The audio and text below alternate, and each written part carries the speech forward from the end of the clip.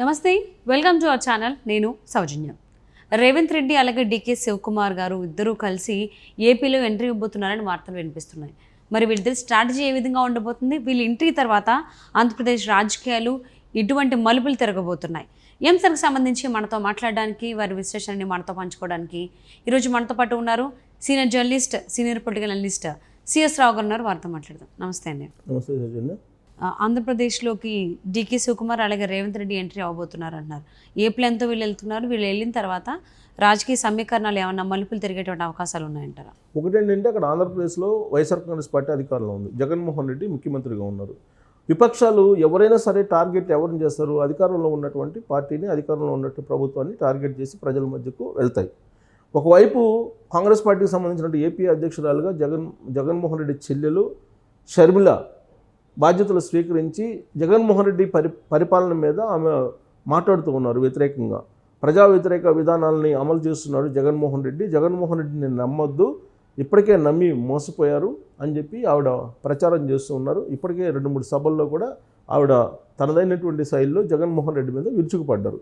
జగన్మోహన్ రెడ్డికి విశ్వసనీయత లేదు, జగన్మోహన్ రెడ్డి అబద్ధాలు ఆడుతున్నారు, ఆయన ఒక మోసకారి అని చెప్పి చెప్తూ ఉన్నారు. చెల్లెలకే న్యాయం చేయలేనటువంటి జగన్మోహన్ రెడ్డి దిశ యాప్ తోటి ఆంధ్రప్రదేశ్లో ఉండే మహిళలకి ఏ విధంగా రక్షణ కల్పిస్తారు అనేటువంటి ప్రశ్న సూటిగా షర్మిల ప్రశ్నిస్తూ ఉంది, సూటిగా వేస్తూ ఉంది జగన్మోహన్ రెడ్డికి. ఇలాంటి సందర్భంలో కొంత షర్మిల కాంగ్రెస్ పార్టీ పగ్గాలు చేపట్టిన తర్వాత పార్టీ బలోపేతం అయింది, 15% ఓట్ బ్యాంకు సంపాదించుకోవాలి అనేటువంటి ఒక టార్గెట్ అక్కడ ఉన్నటువంటి కాంగ్రెస్ పార్టీ ఇన్ఛార్జ్గా ఉన్నటువంటి మాణిక్య ఠాగూర్ పెట్టుకున్నారు. సో ఆ క్రమంలో ఎలాంటి అంశాల మీద ప్రత్యేకంగా దృష్టి పెట్టాలి అనేది ఏ పార్టీ అయినా ఖచ్చితంగా అనుకుంటుంది. అలాగే కాంగ్రెస్ పార్టీ కూడా ఇప్పుడు ఏ అంశాల మీద దృష్టి పెడితే కాంగ్రెస్ పార్టీ వైపు ఆంధ్రప్రదేశ్ ప్రజలు, ఆంధ్రప్రదేశ్ ఓటర్లు ఆకర్షించబడతారు అనే దాని మీద ఆలోచించి 2 అంశాలను ప్రధానంగా ఫోకస్ చేయాలని చెప్పేసి అనుకుంటుంది. ఒకటి అమరావతి రాజధాని అమరావతిలో ఉండాలి అని చెప్పేసి అన్ని పార్టీలు చెప్తున్నాయి, ఎక్సెప్ట్ వైఎస్ఆర్ కాంగ్రెస్ పార్టీ. అన్ని పార్టీలు రాజధాని అమరావతిలో ఉండాలని చెప్తున్నాయి. కాంగ్రెస్ పార్టీ కూడా అమరావతిలోనే రాజధాని ఉండాలి అని చెప్పి చెప్తూ ఉంది. ఇంకొక వైపు ఏంటంటే మరొక అంశం ఆంధ్రుల హక్కు, విశాఖ ఉక్కు అనేటువంటి నినాదం ఉంది. సో ఆంధ్రప్రదేశ్లో ఉండేటువంటి విశాఖ స్టీల్ ప్లాంట్ను ప్రైవేటీకరణ చేయడానికి భారత ప్రభుత్వం సిద్ధమైంది. దానికి అన్ని సహాయ సహకారాలు, అండదండలు ఇప్పుడున్నటువంటి జగన్మోహన్ రెడ్డి ప్రభుత్వం, వైఎస్ఆర్ కాంగ్రెస్ పార్టీ ప్రభుత్వం ఇస్తూ ఉంది. అందుకే ఇప్పుడు కాంగ్రెస్ పార్టీ విశాఖపట్నంలో విశాఖ స్టీల్ ప్లాంట్ ప్రైవేటీకరణకు వ్యతిరేకంగా ఒక ఉద్యమం చేపట్టాలి, ఒక సభ నిర్వహించాలని చెప్పి ప్రయత్నం చేస్తూ ఉంది. దాంట్లో భాగంగా విశాఖపట్నానికి రేవంత్ రెడ్డి రాబోతున్నారు, ఎంట్రీ ఇవ్వబోతున్నారు. 7వ తారీఖున ఒక పెద్ద బహిరంగ సభ అక్కడ పెట్టబోతుంది కాంగ్రెస్ పార్టీ. షర్మిల పీసీసీ అధ్యక్షురాలు అయిన తర్వాత మొట్టమొదట రేవంత్ రెడ్డి, షర్మిల ఒకే వేదిక మీద ఆంధ్రప్రదేశ్లో కనిపించేటువంటి సభ అది. 7వ తారీఖున అక్కడ విశాఖ స్టీల్ ప్లాంట్ ప్రైవేటీకరణకు వ్యతిరేకంగా ఒక పెద్ద సభ పెట్టబోతున్నారు. ఆ సభలో తెలంగాణ ముఖ్యమంత్రి రేవంత్ రెడ్డి కూడా పార్టిసిపేట్ చేయబోతున్నారు. అక్కడి నుంచి కాంగ్రెస్ పార్టీ, ఒక జాతీయ పార్టీ, విశాఖ ఉక్కు ప్రైవేటీకరణ అనే దానికి వ్యతిరేకంగా ఒక నినాదం చేయబోతున్నారు. ఆల్రెడీ కాంగ్రెస్ పార్టీ ఒక జాతీయ స్థాయిలో ఒక నిర్ణయం తీసుకుంది. ఏ నిర్ణయం తీసుకుందంటే పబ్లిక్ సెక్టార్ కంపెనీస్ని, పబ్లిక్ సెక్టార్ కంపెనీల ఆస్తుల్ని కాపాడేటువంటి ప్రయత్నం చేయాలి. ఇప్పుడున్నటువంటి నరేంద్ర మోడీ పబ్లిక్ సెక్టార్స్ కంపెనీలు కానీ, పబ్లిక్ సెక్టర్ ఆస్తులను కానీ అమ్మేస్తున్నారు. దాంట్లో ఉన్నటువంటి షేర్స్ని ప్రైవేట్కి దారాదత్తం చేస్తున్నారు అనేది మొదటి నుంచి పార్లమెంటు వేదిక, పార్లమెంటు బయట రాహుల్ గాంధీ వినిపిస్తున్నారు. ఆ పబ్లిక్ సెక్టార్ దాంట్లో ఉన్నటువంటిది ఫస్ట్ బాగా పేరున్నటువంటి కంపెనీ విశాఖ స్టీల్ ప్లాంట్. ఆ విశాఖ స్టీల్ ప్లాంట్కి సంబంధించిన భూముల అమ్మకానికి ఇప్పటికే ఆల్రెడీ దాదాపుగా అన్ని రకాల ఫైల్స్ మూవ్ అయిపోయాయి. ఇక మిగిలింది వేలం వేయటమే లేదా అప్పచెప్పడం, ఇదే మిగిలింది. సో విశాఖ స్టీల్ ప్లాంట్ని ప్రైవేటీకరించడానికి దాదాపుగా అన్ని రకాలుగా విధానపరమైన నిర్ణయాలు కానీ, పరిపాలనా నిర్ణయాలు కానీ జరిగిపోయాయి. సో ఈ స్టేజ్లో దాన్ని ఆపాలి అని అంటే కనుక ఉద్యమించాలి. ఉద్యమమే సరైనటువంటి మార్గం. దాదాపుగా 2 సంవత్సరాల నుంచి ఉద్యమిస్తూ ఉన్నారు అక్కడ ఉన్నటువంటి కార్మికులు, విశాఖ స్టీల్ ప్లాంట్ కార్మికులు. విశాఖ స్టీల్ ప్లాంట్ కార్మికుల నుంచి వ్యతిరేకత వ్యక్తం అవుతుంది ఇప్పుడున్నటువంటి జగన్మోహన్ రెడ్డి ప్రభుత్వానికి.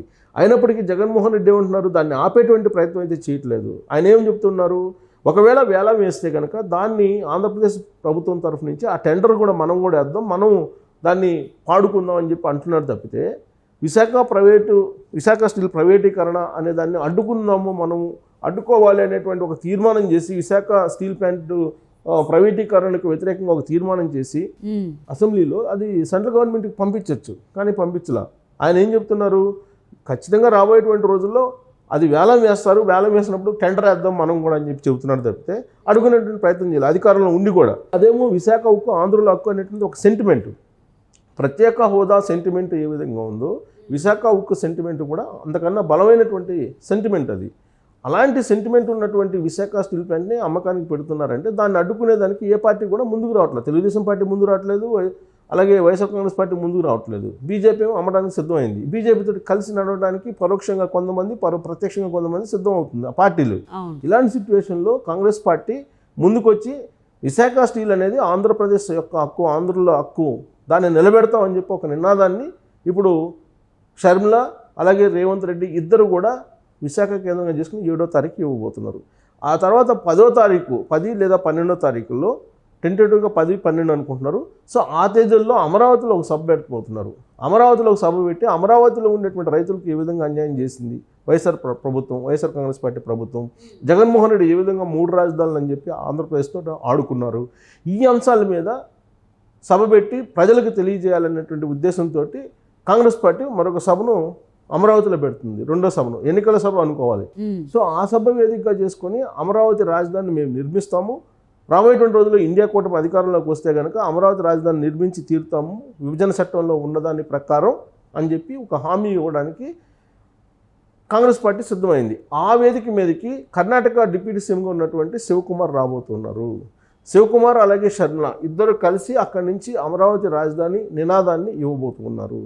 సో ఇలా రాబోయేటువంటి ఎన్నికలకి కాంగ్రెస్ పార్టీ సిద్ధమవుతుంది. ఆంధ్రప్రదేశ్ ప్రజలు తిరస్కరించినటువంటి కాంగ్రెస్ పార్టీని, రాష్ట్రం విడగొట్టిన కాంగ్రెస్ పార్టీని ఇప్పుడు మళ్ళీ ఆదరించేటువంటి పరిస్థితికి తీసుకురావాలి అనేది షర్మిల కాంగ్రెస్ పార్టీ యొక్క ఆలోచన. దాంట్లో భాగంగా సరిహద్దు రాష్ట్రాల్లో ఉండేటువంటి సీఎంలను కానీ, లేదా కేంద్రంలో ఉండేటువంటి రాహుల్ గాంధీ కానీ, లేదంటే ప్రియాంక గాంధీ, వీళ్ళందరినీ కూడా సభలకు తీసుకొచ్చి వాళ్ళ ద్వారా చెప్పించేటువంటి ప్రయత్నం చేస్తూ ఉన్నారు. వాళ్ళ టార్గెట్ కాంగ్రెస్ పార్టీ ఏంటంటే జగన్మోహన్ రెడ్డిని దించాలి, జగన్మోహన్ రెడ్డి ప్రభుత్వాన్ని పడగొట్టాలి, ప్రజా వ్యతిరేక విధానాలు అమలు చేస్తూ ఉన్నాడు జగన్మోహన్ రెడ్డి, కాబట్టి ఆయన ఉండకూడదు.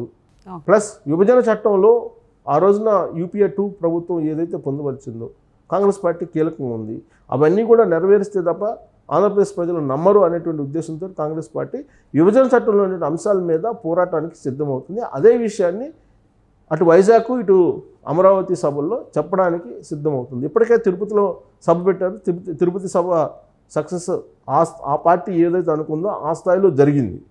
సో కాబట్టి తిరుపతి సభ అయిన తర్వాత ఇప్పుడు వైజాగ్ తర్వాత అమరావతి సభలు పెట్టి ఒక నినాదాన్ని ఇచ్చి ముందుకు వెళ్ళాలి అనేటువంటి ప్రయత్నం చేస్తుంది. దీంతో జగన్మోహన్ రెడ్డి యొక్క కోటలో, తాడేపల్లి కోటలో కొంత అలజడి అయితే మొదలైంది. ఎందుకు అలజడి మొదలైంది? కాంగ్రెస్ పార్టీ బలోపేతం అయితే కనుక వైఎస్ఆర్ కాంగ్రెస్ పార్టీ బలహీనపడుతుంది. కాబట్టి జగన్మోహన్ రెడ్డిని టార్గెట్గా చేస్తూ అటు రేవంత్ రెడ్డి ఇటు డీకే శివకుమార్ ఇద్దరు కూడా ఆంధ్రప్రదేశ్లోకి ఎంట్రీ ఇవ్వబోతున్నారు. తేల్చుకుందామని చెప్పి పరిస్థితికి రాజకీయంగా వాళ్ళు రంగంలో దిగబోతున్నారు రాబోయేటువంటి రోజుల్లో. సో వాళ్ళు వచ్చిన తర్వాత జగన్మోహన్ రెడ్డి పరిస్థితి ఏంటి అనేది మనం చూడాలి. ఓకే, సో 7th విశాఖపట్నంలో భారీ బహిరంగ సభలో ఒకటే స్టేజ్ పైన వైఎస్ షర్మిల, రేవంత్ రెడ్డి అండ్ డీకే శివకుమార్ కూడా కనిపించబోతున్నారు.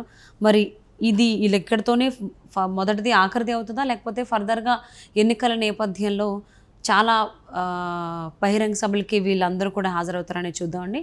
And thank you so much for spending your valuable time with us, Srinivasa Rao garu. Thank you.